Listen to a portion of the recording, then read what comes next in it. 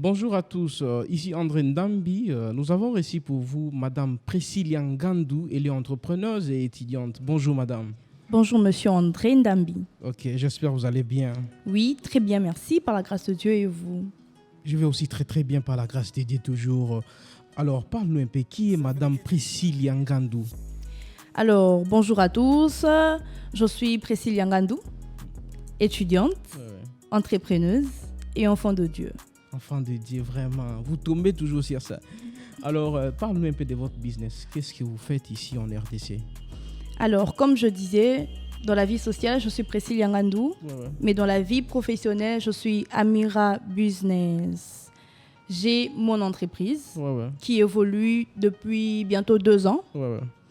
Et au tout début, j'avais commencé avec les articles en provenance de Turquie. Yes. Mais j'ai arrêté un moment parce que je me suis rendu compte que tout ce que l'on commande en Turquie, on le trouve à Kinshasa.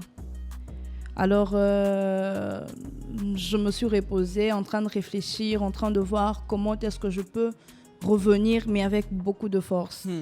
Alors, Dieu, par sa grâce, toujours par son amour, il m'a donné des idées, il m'a montré comment je peux m'y prendre. Alors, j'ai des projets que je n'ai pas encore lancés, mais qui sont en cours. D'ici janvier, ils seront très disponibles. Alors, je vends là maintenant les produits cosmétiques. Des produits cosmétiques, je vends des bracelets, je fais des box cadeaux. C'est-à-dire que je mets en un seul tous les cadeaux. Je peux mettre des parfums, des montres, des porte-monnaies. Je fais ça dans une seule box. Ça constitue un cadeau que j'appelle Amira Perfect Gift. Amira Perfect Gift. Gift, qui veut dire Amira, le parfait cadeau. Le parfait cadeau, vraiment. Alors, entreprendre ici en RDC, ce n'est pas facile quand même, Madame Priscilla.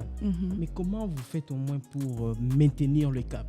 Alors, déjà, il y a les réseaux sociaux qui est un grand élément qui nous permet de nous faire connaître, de nous faire valoir sans beaucoup d'efforts. Et ça, c'était un. De deux, étant que femme entrepreneuse, il y a cet esprit créatif pour ne pas toujours faire la même chose. Au-delà de cet esprit créatif, il y a cet esprit dynamique aussi. Exactement. Et le fait de se rendre compte qu'au bout d'un moment, on a atteint un objectif quelconque, nous redonne encore du courage et de la force pour avoir d'autres idées, essayer de faire quelque chose de nouveau. Vous voyez un peu. Alors, c'est pas facile, mais les réseaux sociaux nous permettent de nous connaître, de se faire valoir, de se vendre auprès des autres. Donc, les réseaux sociaux, pour vous, c'est pas seulement publier une photo. Non, malheureusement. Mais c'est tout un business pour vous. Exactement. Vraiment. Et vous gagnez aussi de l'argent avec les réseaux sociaux. J'ai appris avec le temps que nos clients, la clientèle, n'est pas certainement ceux qui nous entourent. Hier, par exemple, j'ai livré à quelqu'un qui est à Kitambo alors que moi je reste à Lemba. C'est une personne que j'ai connue sur les réseaux sociaux, qui n'est pas de ma famille, encore moins dans mon cercle d'amis. C'est une personne très loin qui m'a connue à travers les réseaux sociaux. Donc pour moi, les réseaux sociaux n'est pas le fait de poster les photos de nous ou de nos amis ou encore avoir des discussions seulement. Mais c'est un moyen pour gagner de l'argent. Exactement. Alors, ça fait déjà combien de temps que vous travaillez ou soit vous avez lancé votre business? Alors, le 21 janvier, ça fera 2 ans que je suis dans le monde des affaires. Des affaires. Exactement. Même si j'avais fait une pause pendant un long moment, mais ça va faire 2 ans que je suis dans le monde des affaires. Et c'est vrai que même pendant ma pause, il y avait des personnes qui appelaient « Mais madame, j'ai besoin de ceci, de cela ». Je les redirigés chez quelqu'un d'autre parce que là, je ne pouvais pas répondre à ses besoins. Pourquoi? Parce que je ne faisais rien pendant ce temps-là. C'était un moment break, Exactement. des fois pour bien te lancer. Exactement, après un moment. Oui. Vraiment. Alors, qu'est-ce qui t'avait vraiment poussé à se dire non, maintenant il est temps pour moi de me lancer et créer ma propre boîte? Ne pas aussi aller faire comme on le dit souvent, j'ai l'honneur, mais quand même vous êtes lancé, vous avez dit c'est le moment, je vais créer ma boîte. L'indépendance étant que femme. Alors, étant que femme, moi je me dis qu'on se doit d'être indépendante et autonome. On n'est pas forcément obligé de dépendre de quelqu'un, être sous quelqu'un en fait. Alors qu'on a plusieurs possibilités de se créer des emplois nous-mêmes. Et on a cette liberté de réfléchir, de penser, de voir les choses. Vous savez, étant que femme, on a cette vision que certainement les hommes n'ont pas. Comment ça? Mais oui, parce que moi, j'ai ma vision. Je suis très créative par rapport à l'homme. Ah, comment ça? Exactement. Je suis très créative. Moi, je me dis, ok, là, je fais... Peut-être ce n'est pas l'accent d'être femme qui te favorise à aller de l'avant, peut-être. Non. Ce n'est pas ça. C'est le courage qui est ma force. Le courage, le fait de savoir ce que l'on veut et même la vision d'où on veut aller. C'est-à-dire que je suis à un point A, mais j'ai une vision quelconque. D'où je veux, je me bats. J'ai des stratégies pour atteindre cette vision. Mais déjà, être une femme, ce n'est pas peut-être une barrière sur ça? Non, je ne suis pas d'accord. Comment tu n'es pas d'accord avec Parce que tu es une femme, la place de la femme, c'est à la cuisine. Ah, mais c'est faux. Si la place de la femme était à la cuisine, certainement, je ne serais pas ici. Pourquoi ça? Mais oui, parce que je serais en train de préparer dans la cuisine. Mais quand même, la place de la femme, c'est à la cuisine, ce n'est pas ça? Non. Mais comment tu peux différencier le business et être femme? Comment je peux différencier le business et être femme? Alors, il est très possible d'être femme et être businesswoman. Moi, par exemple, je suis femme, je suis étudiante, je suis enfant de Dieu, je suis businesswoman.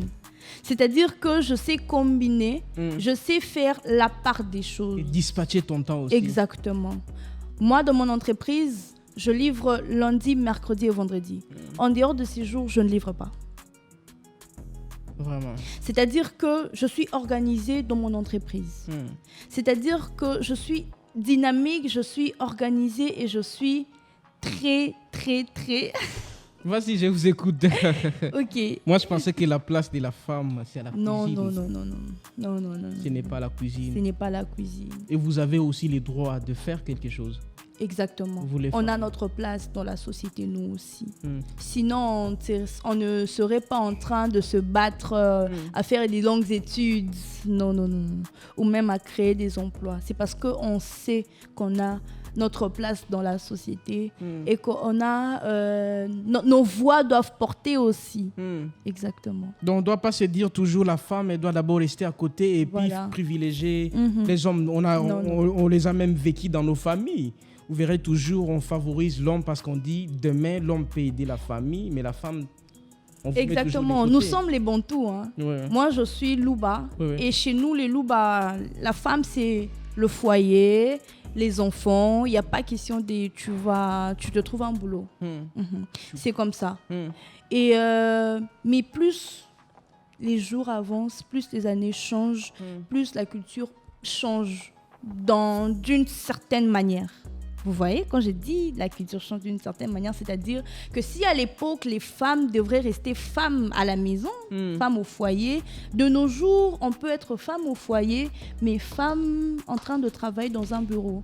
On peut être femme d'affaires, en train de faire des allers-retours, payer la marchandise. On peut être aussi businesswoman, mais femme au foyer. Mais tu as dit tu es Luba, c'est ça, non? Mais tu es en train d'entreprendre, ça ne te crée pas des problèmes peut-être avec votre tribu? Non, ça ne me crée pas de problème. Comment ça? C'est-à-dire qu'à l'époque, on ne voyait que la femme comme cet instrument qui ne sait rien faire. Parce que la femme, à l'époque, ne faisait pas des longues études. Il n'y avait que les hommes qui avaient cette capacité-là de pas seulement la capacité, mais qu'on encourageait, exactement. On laissait vraiment la place à l'homme pour aller plus loin avec les études. Parce à l'époque, on croyait qu'à l'homme. Et vous, les femmes, on vous mettait d'abord de côté. Non, on va t'épouser, tu vas aller chez toi, tu vas aller préparer tout ça. Voilà pourquoi il y a beaucoup de mariages à l'âge de 14 ans. Il y a ma grand-mère qui s'est mariée à 14 ans. Il y a de ceux-là qui sont mariés à 16 ans, à 13 ans. Pourquoi? Parce qu'on se disait, toi, au bout d'un moment, c'est le mariage. Pas les études, pas le boulot, à la limite les champs. Donc toi, les mariages, ça ne t'intéresse pas? Bien sûr que si. Bien sûr que le mariage m'intéresse. Donc si mais ça va se passer. Mais bien sûr. C'est pas le business qui va t'empêcher. Non. Alors quel est le message que tu peux lancer à toutes les filles et femmes qui nous suivent en ces moments? Alors, mesdames, l'une des choses, c'est qu'il faut croire en elles-mêmes. Ouais. Il faut beaucoup croire en vous, croire en votre capacité de faire, en votre capacité d'agir, en votre capacité à ne rien prendre pour obstacle. Se dire que sur cet obstacle, je me dois de le surmonter. Parce que vous en êtes capable, parce que vous êtes très forte, parce que vous en avez la possibilité même. Alors, ne laissez personne vous faire croire que vous ne pouvez pas, vous n'êtes pas capable. Je vous rassure que vous l'êtes. Et par la grâce de Dieu même, vous serez en train de gravir les échelons, en fait, d'atteindre même les objectifs que vous serez en train de vous poser dans la vie. Ne baissez pas les bras, allez-y, foncez, soyez créative et voilà, que le Seigneur vous accompagne. Sur ceux qui ont déjà des entreprises, bien que quelquefois il y a la fatigue, il y a cette routine, le fait de faire la même chose tous les jours qui fatigue. Ne laissez pas tomber. Soyez encore créatifs. Créez. Que les idées vous viennent afin d'amener votre entreprise à une hauteur exceptionnelle. Voilà, merci. Alors, un message aussi à notre communauté de la diaspora, parce que des fois, nos frères qui sont à l'extérieur, on leur a toujours dit, entreprendre au Congo, ce n'est pas facile. Et vous, quel est le message que vous pouvez lancer à la communauté congolaise qui vit à la diaspora, partout dans le monde? Alors, entreprendre au Congo n'est pas facile est une fausse affirmation. C'est facile. C'est vrai que les jeunes, dans leur tête, c'est « j'ai mon diplôme, je vais chercher du travail », alors qu'il oublie qu'en lui-même, il est même porteur de ce travail qu'il veut chercher ailleurs. C'est-à-dire que moi, j'ai fini en coupe-couture. C'est pas pour autant que je dirais qu'il n'y a pas de travail, je ne sais pas entreprendre. Oui, je peux confectionner des vêtements, je peux confectionner les accessoires de la mode, les sacs, les babouches, je peux vendre, je peux valoriser les études que j'ai faites. Et c'est ça en fait. Ne vous dites pas seulement que moi j'ai mon diplôme, je veux voyager. Tu peux voyager, tu peux aller apprendre, tu peux aller augmenter tes capacités, apprendre encore. Quand tu reviens en force et tu exploites maintenant ce que tu as appris parce que je pense que vous êtes capable de le faire. C'est juste cet esprit-là, ce bien vouloir, le vouloir même, aimer la chose en fait même. C'est ça même la base, aimer ce que vous voulez faire. Vous devrez aimer ce que vous voulez faire. Vous, dans la diaspora, on vous dit c'est pas facile. Moi, je vous rassure que c'est facile. Donc, ils doivent revenir investir au pays. Revenez avec investir. vos impôts ici, donc tu dis c'est facile. Revenez investir ici au pays. Les impôts, là, n'est rien par rapport à ce que l'on peut gagner lorsque on est dans une entreprise qui évolue bien. Mais alors, vous, d'abord, les entrepreneurs congolais, est-ce que vous avez cette culture de payer les impôts? Mais cette culture de payer les impôts, là, intervient au moment où vous avez des documents requis. C'est ce que j'ai dit, parce qu'on fait appel, des fois on dit non, quand on va revenir au pays, il y a les impôts qu'on doit payer, il y a beaucoup de choses qu'on raconte à nos frères de la diaspora.